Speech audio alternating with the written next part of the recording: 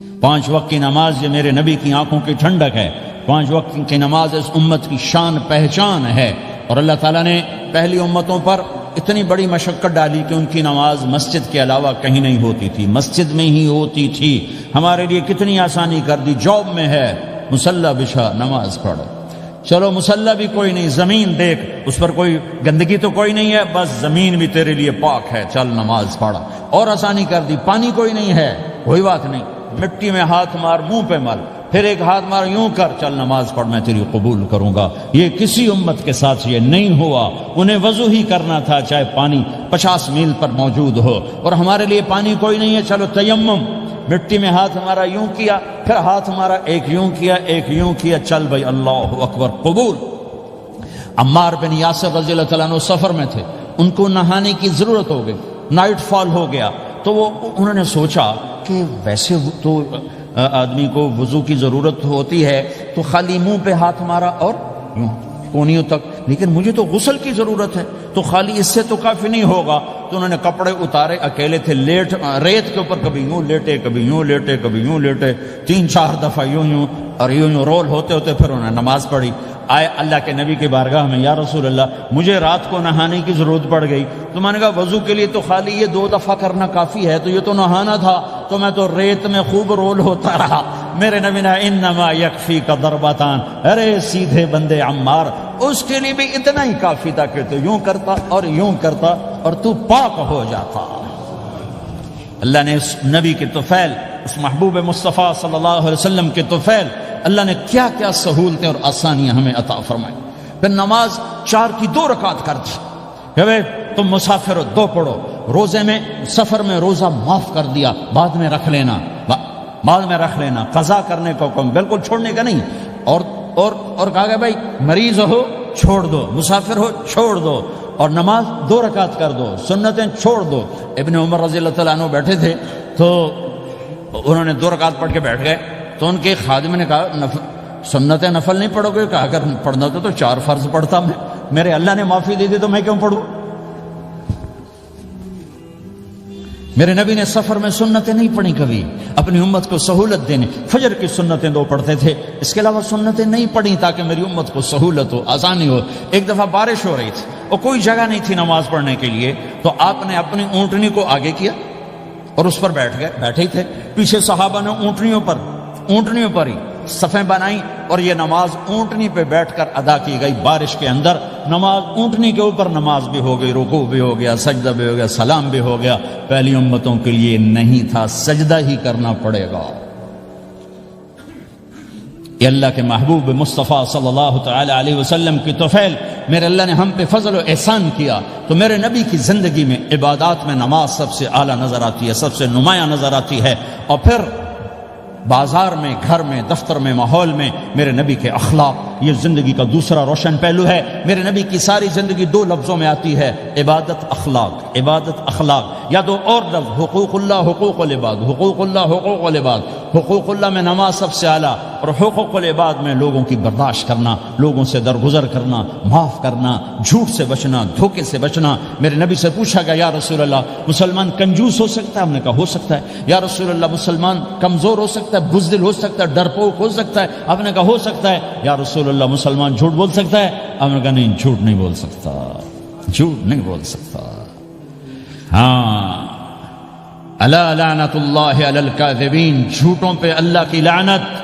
اس لعنت کے ساتھ 400 پاؤنڈ بچا لیے، 4000 بچا لیے، 4 ملین بچا لیے، 4 بلین بچا لیے، 4 ٹریلین بچا لیے، ساری دنیا کو بچا لیا، اور اوپر اللہ کی لعنت پڑی تو اللہ کی قسم گھاٹے کا سودا ہے۔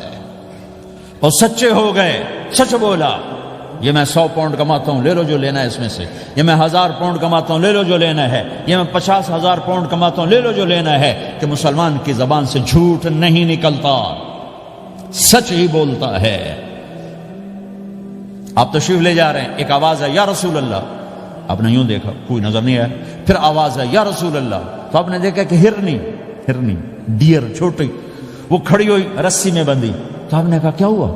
کہا جی آپ کا صحابی مجھے پکڑ کے لایا ہے، میرے چھوٹے چھوٹے بچے بھوک سے رو رہے ہوں گے، آپ مجھے چھوڑ دیں، میں بچوں کو دودھ پلا کے واپس آ جاتا، مجھے پتا ہے میرے اللہ کی تقدیر میرے بارے میں کیا ہے۔ تو آپ نے کہا اگر تو واپس نہ آئی تو پھر تو اس نے کہا مجھے اللہ جہنم میں ڈال دے. آپ نے اس کی رسی کھول دی, خود وہیں بیٹھ گئے. اس نے دوڑ لگائی اور پہاڑوں میں گم ہو گیا. تھوڑی دیر کے بعد وہ دوڑتی ہوئی آئی اور آ کے سر یا رسول اللہ میں حاضر ہو گیا.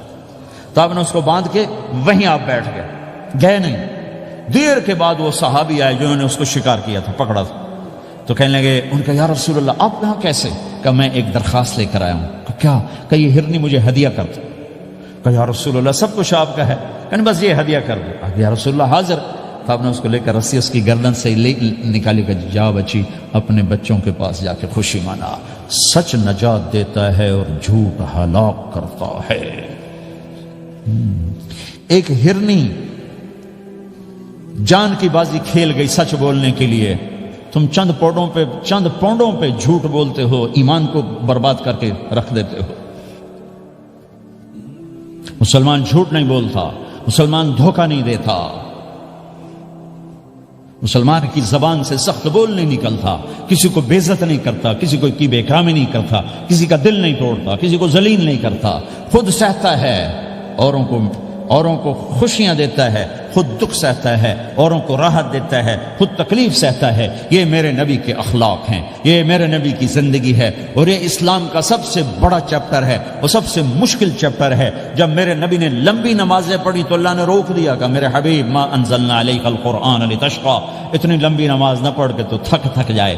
میرے نبی نے تبلیغ میں زور دکھایا تو اللہ نے روک دیا, فلتذهب نفسك علیہم حسرات. میرے نبی اتنا غم نہ کر کے آپ خود ہی آہیں بھرتے بھرتے آپ مر جائیں. میرے نبی نے مال سارا خرچ کیا, اللہ نے اس سے بھی روک دیا. ولا تبسطها كل البسط فتقعد ملوما محسورا. اتنا خرچ نہ کریں کہ آپ خود پھر دکھی ہو کے بیٹھ جائیں. خرچ کرنا بہت بڑا عمل, تبلیغ سب سے سارے عملوں کا سردار عمل.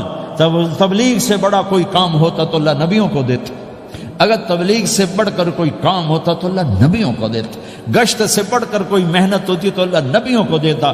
950 سال نوح علیہ السلام گشتی کر رہے ہیں, اور اللہ کی مان لو. اتنا عظیم عمل کا میرے نبی درمیانہ نماز سب سے بڑی عبادت, میرے نبی درمیانہ کام.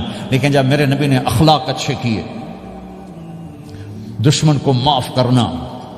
تو ایک آدمی آپ سوئے ہوئے تھے, آپ کی تلوار لٹکی تھی, ایک آدمی آیا, اس نے آپ کی تلوار اتاری اور یوں ہماری پسلی میں, آپ اٹھ کے بیٹھ گئے. اب وہ قتل کے ارادے کے لیے آ چکا ہے اور تلوار یہاں ہے. کہتا من یمنعک منی, اب بول تمہیں کون بچائے گا؟ تو آپ نے مسکراتے ہوئے کہا اللہ. تو اس کے ہاتھ سے تلوار گر پڑی, تو آپ نے اٹھا لی, آپ نے یوں سیدھی کی, اب تو بچا, تجھے کون بچائے گا؟ وہ کہنے لگا مجھے تو ہی بچائے گا. وہ تو اللہ کو جانتا نہیں تھا, کہ بابا مجھے تو ہی بچائے گا. تو آپ کہتے ہیں اس کا سر اڑا دو, یہ نبی کو قتل کرنے آیا ہے. میرے نبی نے فرمایا کلمہ پڑھتے ہو؟ کہ نہیں پڑھتا. کہ جاؤ معاف کیا. یہ میرے نبی کے اخلاق ہیں. 20 سال جنہوں نے قتل کے منصوبے بنائے, مکہ والے. جب آپ مکہ میں فاتحانہ داخل ہوئے, ابو سفیان سب سے زیادہ آپ کو دکھ پہنچانے والوں میں پیش, تو آپ نے ابو سفیان کو عزت دی. جو ابو سفیان کے گھر میں داخل ہوگا اس کو کچھ نہیں کہا جائے گا. آپ تو ابو سفیان کو بلا کے سولی پہ لٹکاتے, اور آپ کہہ رہے ہیں جو ابو سفیان کے گھر میں جائے گا اسے کچھ نہیں کہا جائے گا, جو بیت اللہ میں ہوگا اسے کچھ نہیں کہا جائے گا. سارا مکہ سامنے, آپ یوں بیت اللہ کا دروازے پر یوں دونوں ہاتھ ایسے ٹکا کے کھڑے تھے. پھر آپ نے کہا میں کیا کروں گا اب تمہارے ساتھ؟ تو سہیل بن عمر نے کہا آپ کریم ہیں, کریم کے بیٹے ہیں. تو آپ نے کہا جاؤ میں نے معاف کیا. یہ اخلاق آج مٹ چکے ہیں, مردوں سے, عورتوں سے, علم والوں سے, خانقاہ والوں سے, تبلیغ والوں سے, سب زیرو ہوئے پڑے ہیں. جب تک یہ اخلاق زندہ نہیں ہوتے اسلامی زندگی قائم نہیں ہو سکتی, اسلامی معاشرت قائم نہیں ہو سکتی. اور دین 2 چیزوں سے آگے پھیلتا ہے, ایک دعوت اور ایک اخلاق. دعوت اور اخلاق. دعوت نہیں ہوگی تو اخلاق وہیں پڑے رہ جائیں گے, اخلاق نہیں ہوں گے تو دعوت کوئی قبول نہیں کرے. میرے نبی نے کتنے معجزے دکھائے مکے میں, نہیں کلمہ پڑھا. بدر میں ان کے 70 مارے گئے, فرشتوں کو دیکھا, جبریل کے گھوڑے کی آواز سنی, کلمہ نہیں پڑھا. خندق میں شکست ہوئی, کلمہ نہیں پڑھا. پانی نکلتے دیکھا, انگلیوں سے کلمہ نہیں پڑھا. ایک بکرے کا ایک بازو پکایا, ایک بازو بکرے کا, ایک اگلا جو بازو تھا, اور 40 آدمیوں نے کھانا کھایا اور ایک بوٹی کم نہیں ہوئی, کلمہ نہیں پڑھا. لیکن جب میرے نبی نے کہا جاؤ معاف کیا تو سارے ہی کلمہ پڑ گئے کہ واقعہ یہ اخلاق نبی کے ہو سکتے۔ حنین کی جنگ میں جب بھاگے لوگ، شکست ہوئی، تو ایک صحابی کا بھاگتے ہوئے پاؤں ہمارے نبی کا پاؤں پر آیا، اور جوتا سخت تھا، تو آپ نے کہا اوجعتنی، اور آپ کے ہاتھ میں چھڑی تھی، آپ نے اس کو یوں ماری، اوجعتنی، ارے تو نے مجھے کتنا زیادہ درد پہنچایا، دکھ پہنچایا۔ وہ بیچارے پگھل کے رہ گئے اور پریشان ہو گئے، اور فرماتے ہیں سارا دن میں پریشان، ساری رات پریشان کہ اللہ کے نبی کو میں نے تکلیف پہنچائی، اب میرا کیا بنے گا۔ اگلا دن ہوا تو اعلان ہو رہا تھا بھائی جس کا پاؤں نبی کے پاؤں پہ آیا تھا اس کو اللہ کے نبی بلا رہے ہیں۔ تو صحابی کہنے لگے میں نے سمجھا بس اب میری تو دنیا بھی گئی اور آخرت بھی گئی، اب میرے اوپر کیس بنے گا اور مجھے ڈانٹ ڈپٹ بھی ہوگی، میرا کتنا بڑا گھاٹا نقصان ہوگا۔ یہ حاضر ہوئے ڈرتے ڈرتے، تو آپ نے فرمایا میرے بھائی کل میں نے تمہیں چھڑی ماری تھی، وہ مجھے معاف کر دینا، اور یہ 80 اونٹ تمہیں ہدیہ دیتا ہوں، 80 کیملز یعنی 80 پراڈو، 80 رینج روور کا یہ میری طرف سے تمہیں ہدیہ ہے۔ وہ حیران پریشان، یہ میرے نبی کے اخلاق ہیں، یہ میرے نبی کے اخلاق ہیں۔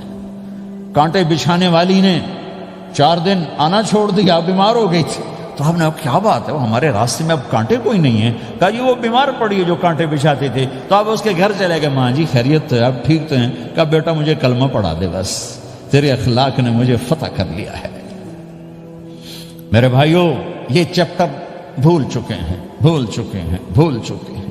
جب تک یہ چیپٹر زندہ نہیں ہوگا زندگی اسلامی نہیں بنے گی، معاشرہ اسلامی نہیں بنے گا، اور آگے قوموں کے لیے اسلام کا دروازہ نہیں کھلے گا۔ ہمیں معاف کرنا آتا ہو، ہمیں گالی دینے والے کو دعا دینا آتا ہو، غیبت کرنے والے کی تعریف آتی ہو، اور غیبت کرنے سے، غیبت سننے سے اپنے آپ کو ایسے بچاؤ جیسے زہر سے بچاتے ہو، جیسے آگ سے بچاتے ہو۔ ایک دوسرے کو نفرت کا بول نہ بولو ورنہ ساری زندگی تباہ و برباد ہو جائے گی۔ میرے رب کی قسم، میرے نبی نے کہا ایک زبان کا بول انسان بولتا ہے اور جہنم کی گہرائیوں میں گر جاتا ہے، اور ایک زبان کا بول انسان بولتا ہے اور جنت کے درجات پر چڑھ جاتا ہے۔ یہ زبان بہت طاقتور چیز ہے، میں ہر بیان میں اس کو دہرا رہا ہوں کہ جتنا یہ عمل ختم ہو چکا ہے اتنا کوئی عمل بھی نہیں ختم ہوا ہے۔ اور ایک صحابی ہیں ابو دجانہ۔ کون ابو دجانہ؟ السابقون الاولون من المہاجرین والانصار، اس میں پہلی صف کے صحابہ۔ کون ابو دجانہ؟ جب آپ حج پر گئے تو اپنی جگہ مدینے کا امیر ابو دجانہ کو بنایا۔ ابو دجانہ حج میں شریک نہیں ہوئے کہ آپ نے اپنی جگہ ان کو اپنا نائب بنا کے وہاں کھڑا فرمایا ابو دجانہ میری جگہ پر مدینے کا امیر ہے، یہ وہ ابو دجانہ ہیں۔ کون ابو دجانہ؟ جو جنگ بدر سے لے کر آخری حج تک ہر سفر میں شریک ہیں، ہر سفر میں شریک ہیں۔ ان کی ایک بات میں بتانا چاہتا ہوں، پہلے تھوڑی سی ان کی ہسٹری بتانا چاہتا ہوں۔ کون ابو دجانہ؟ احد کی جنگ میں آپ نے تلوار اٹھائی، کہ اس تلوار کو کون لے گا؟ کئی صحابہ کھڑے ہو گئے، آپ نے کہا اس تلوار کا حق کون ادا کرے گا؟ سارے بیٹھ گئے، 3 آدمی کھڑے رہے، ایک زبیر بن عوام، ایک عمر بن خطاب، ایک ابو دجانہ۔ ان کا نام ہے سماک بن خرشنہ، سماک بن خرشنہ ان کا نام ابو دجانہ سے مشہور ہے۔ تو آپ نے تلوار نہ عمر کو دی، نہ زبیر کو دی، ابو دجانہ کو دی۔ تو عمر رضی اللہ عنہ نے تو محسوس نہیں کیا، حضرت زبیر نے محسوس کیا کہ اس کو کیوں دی، مجھے کیوں نہیں دی؟ میں مہاجرین میں سے ہوں، میں پھوپھی کا بیٹا ہوں، میں اس سے دلیری میں کم نہیں ہوں۔ بلکہ حضرت زبیر کی دلیری کی تو دھک تھی، جدھر سلوار چلتی تھی کاٹتی چلی جاتی تھی، کہنے کہ میں دیکھوں گا یہ کیا کرتا ہے۔ تو ابو دجانہ کے پیچھے پیچھے زبیر ہو لیے۔ تو ابو دجانہ نے جو حملہ کیا تو 3000 کا لشکر تھا، اس کو چیر کے پار نکل کے، پورے لشکر کو کاٹ کے پار نکل کے، اور آگے عورتیں کھڑی تھیں جو مکے کے لشکر کو تیار کر رہی تھیں۔ نحن بنات طارقی نمشی علی النمارق مشی القتل بوارق المسک فی المخالق المسک فی المفارق والذر فی المخالق ان تقبلوا نعانقی وتدبروا نفارقی فراق غیر وامقی۔ یہ گانا گا رہی تھیں اور ان کو تیار کر رہی تھیں۔ تو جب ابو دجانہ کی تلوار نظر آئی تو سب بھاگی، ہندا پکڑی گئی، تو آپ نے یوں اپنی تلوار ہندا کے سر پر رکھی، انہوں نے چیخ ماری، تلوار ہٹا لی۔ تو زبیر پیچھے پیچھے کہ کیا کیا ہے؟ جنگ میں اگر کوئی عورت حصہ لے اسے مارنا جائز ہے، ویسے جائز نہیں ہے، عورت کو، بچے کو، بوڑھے کو ہاتھ لگانا جائز نہیں ہے۔ تو انہوں نے کہا تلوار کیوں نہیں چلائی؟ کہا میرے محبوب کی تلوار ہے، عورت کے خون سے رنگین کر کے اس کی شان نہیں گھٹانا چاہتا، یہ میرے نبی کی تلوار۔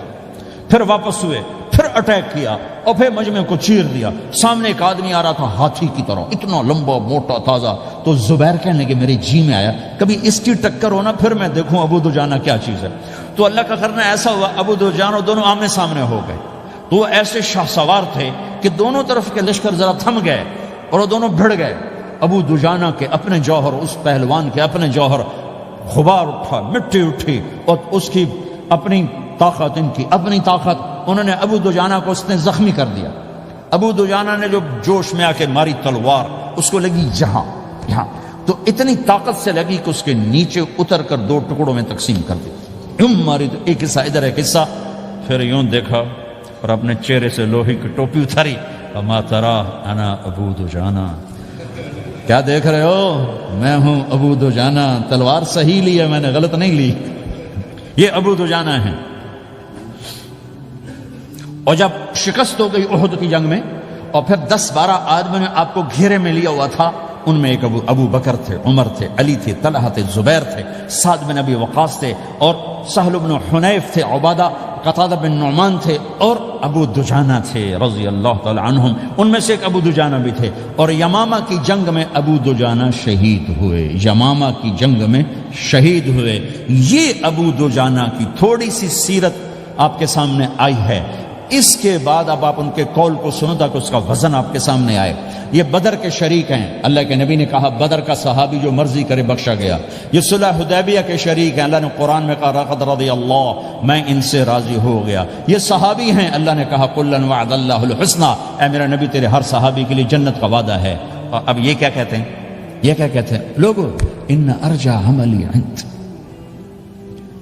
لوگو میرے پاس، ابو دجانہ میرے پاس بخشش کا سب سے بڑا عمل جانتے ہو کیا ہے؟ بدر نہیں، احد نہیں، حدیبیہ نہیں، خندق نہیں، خیبر نہیں، فتح مکہ نہیں، آخری حج نہیں، کیا ہے؟ کیا ہے لوگو؟ ان ارجع عملی عندی، میرے پاس آخرت میں بخشش کا سب سے بڑا عمل بس ایک ہے کہ ما آذیت احدا باللسان، میں نے اپنی زبان سے کبھی کسی کو دکھ نہیں پہنچایا۔ ولا اجد فی قلبی غلا لاحد، اور میرے دل میں کسی کے لیے بغض کوئی نہیں ہے، بس یہ میری بخشش کا عمل ہے۔ تو بھائیو، نبی کے اخلاق میں 2 چیزیں لے لو، ایک زبان سے کسی کو دکھ نہ دو، ایک دل میں کسی کا بغض نہ رکھو۔ اللہ کی قسم بغیر حساب کتاب کے جنت میں جاؤ گے۔ بڑے بڑے جنید بغدادی اور بڑے بڑے معرفت والے تمہیں دیکھتے رہ جائیں گے، تمہاری رفتار اتنی تیز ہوگی کہ تمہیں وہی پکڑ سکے گا جس کا یہ 2 عمل تم سے زیادہ اچھا ہوگا۔ جس روڈ پہ رش ہوتا آپ وہاں سے گاڑی ہٹا لیتے ہو، ادھر نہیں، ادھر رش ہے، وہ سائن وغیرہ آپ کو آ جاتے ہیں کہ ادھر بلاک ہے، ادھر نہیں جانا، ادھر جانا ہے۔ تو جہاں روڈ پہ رش ہوتا ہے تو قیمتی سے قیمتی گاڑی کی رفتار بھی آہستہ ہو جاتی ہے، اور جہاں روڈ خالی ہوتا ہے تو پرانی گاڑی بھی بھاگے جا رہی ہوتی ہے۔ ہمارے یہاں پرانی گاڑی ہوتی ہے نا، پرانی بسوں کے پیچھے لکھا ہوتا ہے نہ انجن کی خوبی نہ ڈرائیور کا کمال، خدا کے سہارے چلی جا رہی ہے۔ اور جس کے پاس ایسی گاڑی ہو، نہ انجن کی خوبی نہ ڈرائیور کا کمال، تو اگر اس کو روڈ خالی مل جائے تو وہ تو مرسیڈیز والے سے پہلے پہنچے گا، رینج روور والے سے پہلے پہنچے گا، بینٹلی والے سے پہلے پہنچے گا، رولز رائس والے سے پہلے پہنچے گا، جو وہ تو پھنسی کھڑی اور اس کا روڈ ہی خالی ہے۔ تو میرے بھائیو، یہ میں ایک مثال دیتا ہوں، عبادات کی روڈ پہ بہت رش ہے، نمازی بے شمار ہیں، روزے دار بے شمار ہیں، عمرے والے بے شمار ہیں، حج والے بے شمار ہیں، اور تہجد گزار بے شمار ہیں، علماء بے شمار ہیں، حافظ بے شمار ہیں، ذکر والے بے شمار ہیں، بہت رش ہے، تبلیغ والے بے شمار ہیں، لیکن جو اخلاق والا روڈ ہے نا، یہ خالی پڑا ہے۔ اس پہ موٹر زوکی پہ چڑھ کے آ جاؤ تو سب سے آگے نکل جاؤ، سائیکل پہ چڑھ کے آ جاؤ تو سب سے آگے نکل جاؤ، کہ روڈ ہی خالی ہے، اخلاق کا روڈ خالی ہے۔